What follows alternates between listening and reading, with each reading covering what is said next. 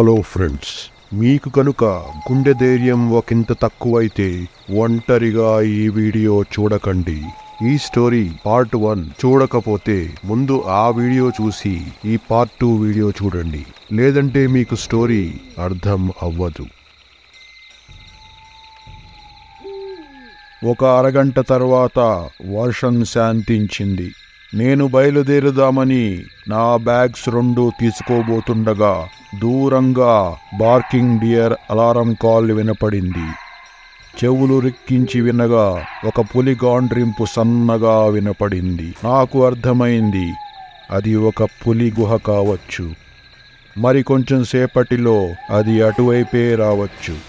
వెంటనే అక్కడి నుండి బయటపడి బైక్ ఎక్కి నా ప్రయాణం మొదలుపెట్టాను. దారి అంతా బురదగా మారిపోయింది. నా మోటార్ సైకిల్ను బ్యాలెన్స్ చేయాలంటే చాలా కష్టంగా ఉంది. 1 కిలోమీటర్ దూరం వెళ్ళగానే రోడ్డు మీద కొంతమంది కోయవాళ్లు నన్ను ఆగమని ప్రాధేయపడ్డారు. నేను ఆపి విషయమేమిటి అని అడుగుగా వారు అటుపక్కగా ఉన్న సిండి గ్రామం నుండి వస్తున్నామని, మాకు సహాయం చేయమని ప్రాధేయపడుతూ అడిగారు.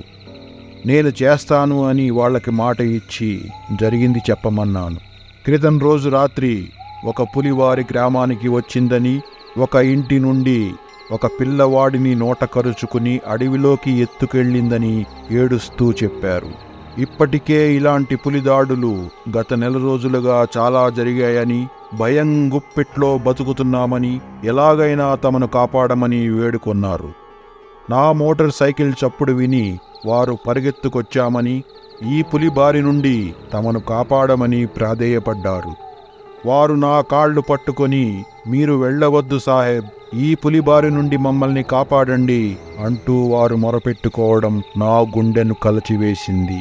నేను వారికి తప్పకుండా సహాయం చేస్తానని, కానీ ఇప్పుడు నేను అత్యవసరంగా ఒక టెలిగ్రామ్ను ఫారెస్ట్ చెక్ పోస్ట్లో ఇవ్వవలసి ఉందని, అందువల్ల రేపు ఉదయం తిరిగి వచ్చేటప్పుడు తప్పకుండా వారి గ్రామానికి వచ్చి తగిన సహాయం చేస్తానని చెప్పి ముందుకు బయలుదేరాను.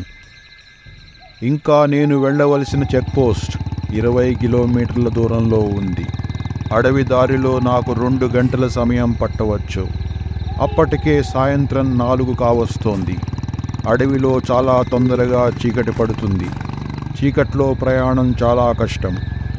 అందువల్ల నా బైక్ వేగం పెంచి ముందుకు సాగాను. నా మనసులో ఎన్నో ఆలోచనలు. రేపు ఈ ఊరు వారికి ఏ విధంగా సహాయపడగలను? నా దగ్గర కనీసం ఒక రైఫిల్ కూడా లేదు. పులిని చంపాలంటే చాలా ప్లానింగ్ కావాలి, మంచి తుపాకీ కావాలి, ఓర్పుతో వేచి చూడాలి. అసలే నాకు సమయం చాలా తక్కువ ఉంది. బట్వాడా చేయాల్సిన ఉత్తరాలు చాలా ఉన్నాయి.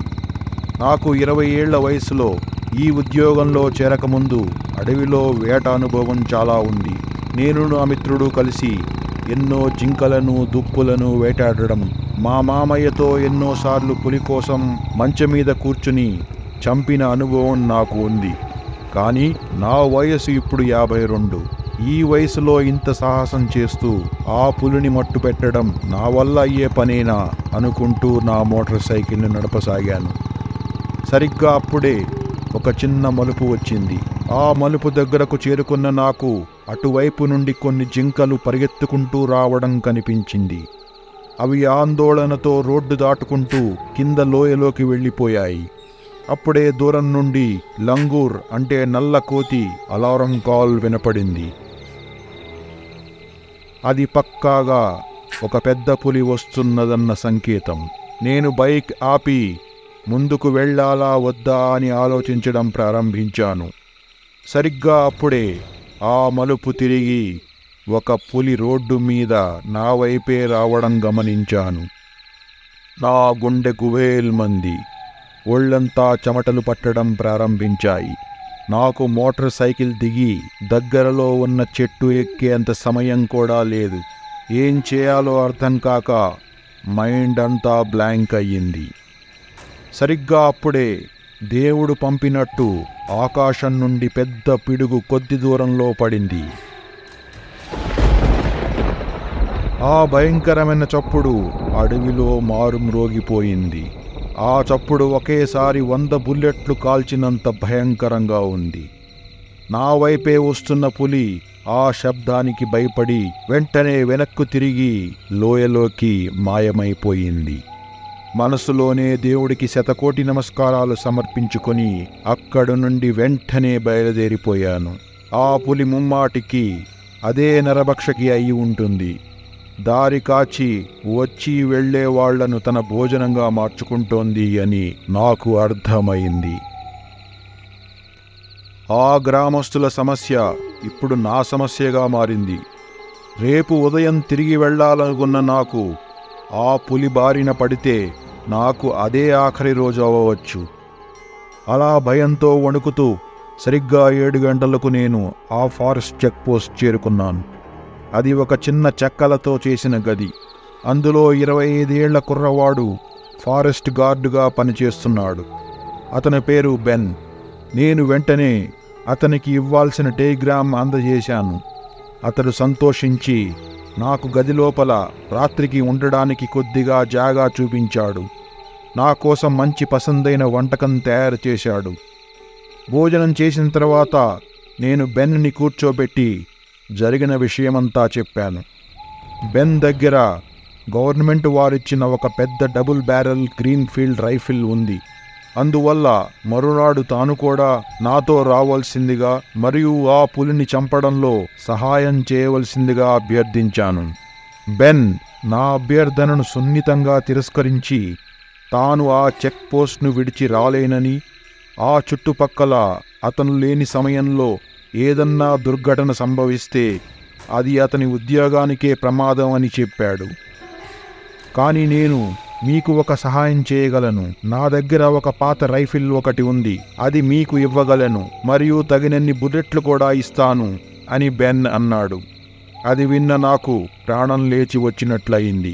పని అవ్వగానే మరలా పాత రైఫిల్ను తిరిగి ఇచ్చేస్తానని బెన్కు మాట ఇచ్చి మరునాడు ఉదయమే వెనక్కు తిరిగి బయలుదేరాను. మధ్యాహ్నం వరకు నేను ఆ కోయ గ్రామం సిండీకి చేరుకున్నాను. ఊళ్ళోకి వెళ్ళి చూడగా అక్కడ అందరూ రోధిస్తూ కనబడ్డారు. నన్ను చూసి ఏడుస్తూ వచ్చి నా కాళ్ల మీద పడ్డారు. విషయం అడుగుగా రాత్రి మళ్ళా ఆ పులి వచ్చి ఒక ముసలమ్మను ఎత్తుకుపోయిందని గొల్లుమన్నారు. నాకు ఆ పులి 100% నరభక్షకిగా మారిందని అర్థమయ్యింది. వారిని ఆ పులి ఏ దిశలో ఆ ముసలమ్మను ఈడ్చుకుపోయిందో చూపించమని అడిగాను. వారు నన్ను తీసుకొని ఊరికి ఆవలి వైపు ఒక లోయలోకి బయలుదేరారు. దారి చాలా కఠినంగా ఉంది. వయస్సు రీత్యా నాకు ఆ దారిలో వారితో పాటు వేగంగా నడవడం కష్టంగా ఉంది. ఆయాసంతో ఒళ్ళంతా చెమట్లు పడుతున్నాయి. ఇలాంటి పరిస్థితుల్లో నేను ఆ పులిని చంపగలనా అన్న ప్రశ్న నా మనసును తొలిచేస్తోంది. ఈ ఊరి వారికి ఆ పులి బారి నుండి కాపాడతానన్న నా మాటను నేను నిలబెట్టుకోలేనేమో అన్న భావనతో నా గుండెంతా బరువుగా మారింది. ఇలాంటి పరిస్థితుల్లో నేను ఆ పులిని చంపగలనా అన్న ప్రశ్న నా మనసును తొలిచేస్తోంది. అలా 2 కిలోమీటర్లు లోపలికి నడిచిన తరువాత మాకు పులి పాదముద్రలు మరియు ఆ ముసలావిడ శవం కనబడ్డాయి. ఆ శవం సగం తినబడి ఉంది. ఆ పులి పాదముద్రలు పరిశీలనగా చూడగా అది ఒక ముసలి ఆడపులిగా అర్థమైంది. బహుశా అది తన వృద్ధాప్యం వల్ల అడవిలో పెద్ద జంతువులను వేటాడలేక మనుషులను తన ఈజీ టార్గెట్గా మలుచుకొని వేటాడి తినడం అలవాటు చేసుకుని ఉంటుంది. ఆ సగం తినబడి ఉన్న శవాన్ని చూసిన నాకు ఆ పులి తప్పకుండా రాత్రికి మిగిలిన కళేబరాన్ని తినడానికి వస్తుందని అర్థమైంది. అక్కడున్న వారిని నా కోసం చెట్టుపై ఒక చిన్న మంచెను కట్టమని అడిగాను.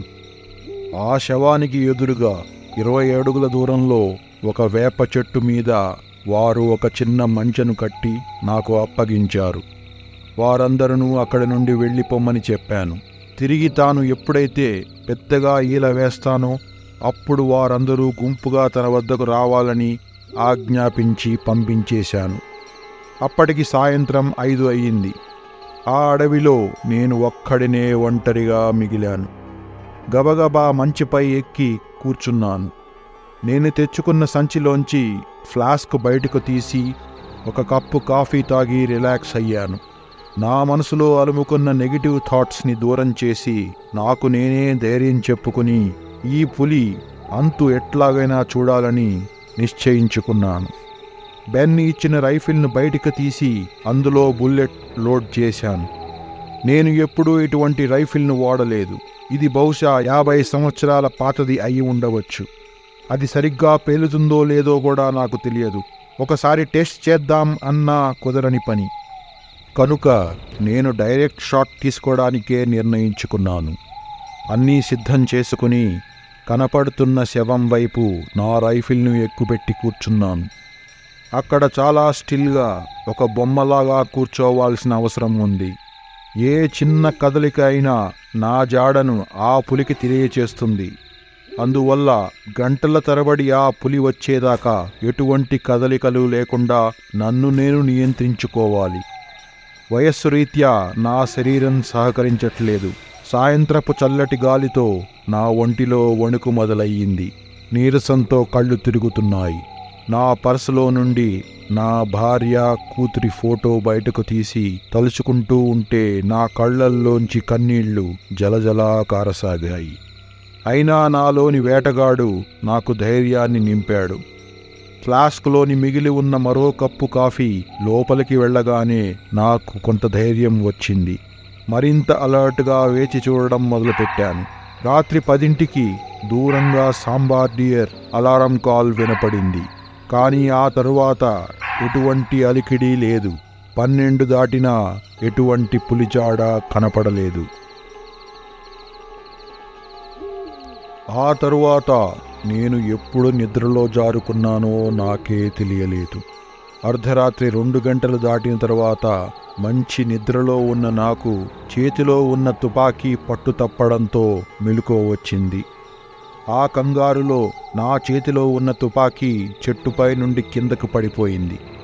నేను కొద్దిగా ఉంటే చెట్టుపై నుంచి కింద పడేవాడిని. అంత పై నుండి పడితే ముమ్మాటికి నా కాలు విరిగేది. ఒక్క క్షణం అలర్ట్ అయ్యి చెవులు రిక్కించి చుట్టూ విన్నాను. ఎటువంటి అలికిడి లేదు. నాకు తెలుసు, చేతిలో ఉన్న తుపాకీ లేకపోతే ఆ పులిని చంపలేం. నేను కిందకి దిగి తప్పక పడిపోయిన తుపాకీ తెచ్చుకోవాల్సిన పరిస్థితి. ఏం చేయాలో అర్థం కావట్లేదు. కిందకు దిగకపోతే చేసిన ప్రయత్నమంతా వృధా అయిపోతుంది. దిగితే అక్కడే మాటు వేసి ఉన్న పులి నాపై దాడి చేసి చంపవచ్చు. ఇక ధైర్యం చేసి కిందకు దిగి నా తుపాకీ తెచ్చుకోవాలని నిశ్చయించుకున్నాను.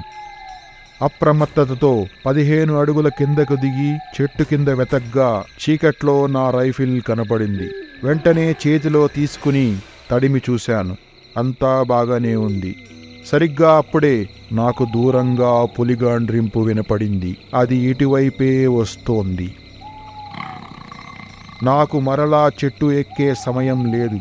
అది ఏ క్షణమైనా ప్రత్యక్షమవ్వచ్చు. ఏమాత్రం ఆలోచించకుండా నేలపై పడుకుండిపోయాను. పక్కనే ఉన్న ఎండుటాకులను నా మీద పోసుకుని రైఫిల్ ఎక్కుపెట్టి ఎటువంటి కదలికలు లేకుండా స్టిల్ అయిపోయాను. 2 నిమిషాల తరువాత ఆ పులి రానే వచ్చింది. అది శవం దగ్గర కూర్చుని చుట్టూ చాలా జాగ్రత్తగా గమనించసాగింది. ఏ చిన్న కదలిక అయినా నన్ను పులికి పట్టివ్వవచ్చు. నేను నేల మీద ఉన్న సంగతి అది కనిపెడితే ఒకే ఒక్క గెంతులో నా దగ్గరకు వచ్చి ఒకే పంజా దెబ్బతో నన్ను 2 ముక్కలు చేస్తుంది. ఈ ఆలోచన నా రక్త ప్రవాహాన్ని పెంచింది.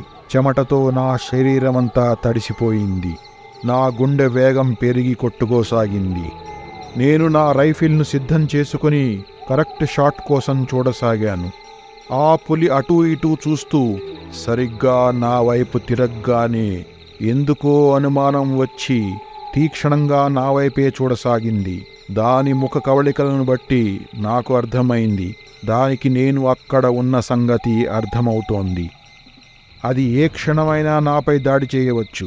ఇక ఒక్క క్షణం ఆగకుండా నా వణుకుతున్న చేతులతో ఎయిమ్ తీసుకుని తుపాకీని దాని 2 కళ్ల మధ్య గురిపెట్టి ట్రిగర్ నొక్కేశాను. పెద్ద శబ్దంతో బుల్లెట్ దూసుకుపోయింది. సరిగ్గా 2 కళ్ళ మధ్య దాని తలను చీల్చుకుంటూ మెదడులోకి దూసుకుపోయింది. పులి అక్కడికక్కడే నేలపై పడి గిలగిలా కొట్టుకోసాగింది. నేను వెంటనే లేచి 2వ బుల్లెట్ లోడ్ చేసి మరలా ఫైర్ చేశాను. కానీ ఈసారి అది మిస్ ఫైర్ అయింది. బుల్లెట్ పేలలేదు. చిన్న శబ్దంతో తుపాకీలోనే బుల్లెట్ కాలిపోయింది. మరలా వెంటనే నా దగ్గర ఉన్న ఆఖరి 3వ బుల్లెట్ను లోడ్ చేసి ఫైర్ చేశాను. ఆశ్చర్యంగా అది కూడా మిస్ ఫైర్ అయ్యింది. బుల్లెట్ పేలలేదు. షాక్లో ఉన్న నాకు పులి ఆఖరి శ్వాస తీసుకుని మరణించడం కనిపించింది. బతుకు జీవుడా అని నేను దీర్ఘశ్వాస తీసుకున్నా. నా అదృష్టం కొద్దీ నేను కాల్చిన మొదటి బుల్లెట్ దాని ప్రాణాలు తీసింది. నా మొదటి బుల్లెట్ మిస్ ఫైర్ అయి ఉంటే ఆ పులి ఖచ్చితంగా ఈ పాటికి నన్ను కాటికి పంపించేది. ఇది ఖచ్చితంగా నా అదృష్టమే అంటూ ఆ భగవంతుడికి కృతజ్ఞతలు తెలుపుకున్నాను. నేను వేసిన ఈలకు బదులుగా ఆ కోయవాళ్లంతా పరుగు పరుగున అక్కడికి వచ్చారు. చచ్చిన పులిని చూసి వారందరూ సంతోషించి నన్ను మరునాడు ఉదయం ఘనంగా సాగనంపారు. పితోరాగఢ్ చేరుకున్న నాకు జరిగినదంతా ఒక కలలా మరోసారి కళ్ల ముందు గిర్రన తిరిగింది. ఫ్రెండ్స్, ఈ స్టోరీ మీకు నచ్చినట్లయితే తప్పకుండా లైక్ చేసి మీ మిత్రులకు షేర్ చేయండి. మళ్ళీ కలుద్దాం నా నెక్స్ట్ వైల్డ్ హర్రర్ స్టోరీలో. జై హింద్, శుభరాత్రి.